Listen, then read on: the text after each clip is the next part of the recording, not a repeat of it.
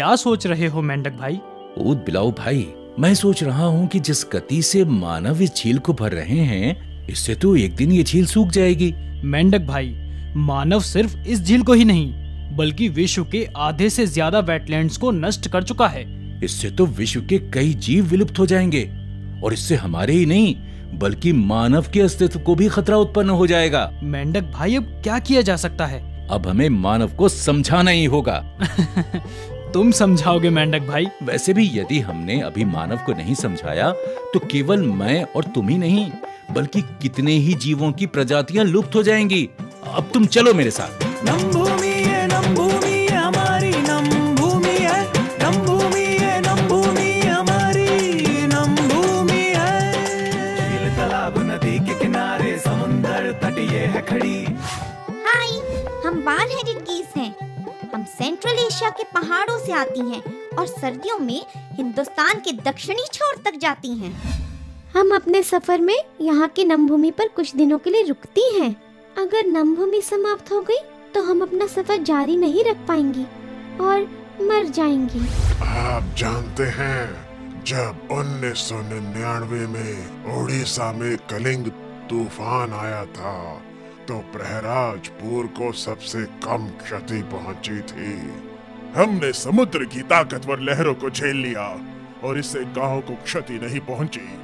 अरे वेटलैंड से ही पीने का जल मिलता है, जल का स्तर भरा रहता है तो कुएं भरे रहते हैं, खेती चलती रहती है और सूखे का प्रकोप नहीं पड़ता। विश्व का कितना बड़ा जीवन तंत्र है ये नमभूमि। कार्बन की एब्जॉर्प्शन वेटलैंड से बेहतर कोई नहीं करता है। यह तो पर्यावरण की किडनी है, किडनी। वेटलैंड्स एक स्पॉन्ज की तरह अत्यधिक वर्षा, बाढ़ या बर्फ पिघलने से निकलते हुए पानी को अपने में समा लेते हैं। जानते हैं कितने ही घरों की जीविका नमभूमि में फिशिंग से चलती है। आप भी यहाँ आकर फिशिंग का आनंद ले सकते हैं। पीट के वेटलैंड्स में विश्व का 30% सॉइल कार्बन है। नमभूमि महत्वपूर्ण ही नहीं, बहुत सुंदर भी होती है। नमभूमि में इको टूरिज्म से कितने ही गांवों की आय होती है।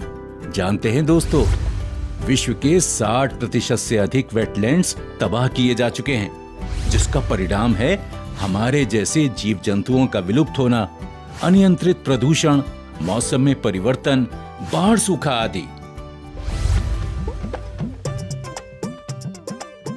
अब वेटलैंड्स बने रहें, इस बात का ध्यान हम सभी को रखना है। इसलिए वेटलैंड्स में आते हुए पानी के स्रोत को कभी बंद ना करें। झील, तालाब, नदी के किनारे और ऐसी अन्य नमभूमि को मिट्टी डालकर न भरें, यानी इनका अतिक्रमण न करें। नमभूमि में घरों का और उद्योगों का दूषित पानी या किसी भी प्रकार का कचरा न डालें। नमभूमियों में पानी साफ करने की क्षमता होती है, परंतु इसकी भी एक सीमा है। वेटलैंड्स में ऐसी कोई वस्तु या जीव जंतु या पौधा ना डालें जिसकी वजह से यहाँ पर चलते हुए जीवन तंत्र पर कोई बुरा प्रभाव पड़े।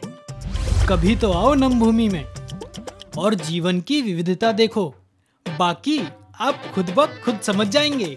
दोस्तों, भारत के संविधान का सेक्शन 51A हर नागरिक को प्राकृतिक संपदा के संरक्षण का दायित्व देता है। वेटलैंड्स का संरक्षण राज्यों की और केंद्र की जिम्मेदारी तो है ही, और साथ में आपकी भी जिम्मेदारी है। जब स्वस्थ रहेगी नमभूमि, स्वस्थ रहेंगी सारी नदियाँ। जब स्वस्थ रहेगा पर्यावरण, आएंगी खुशहालियाँ।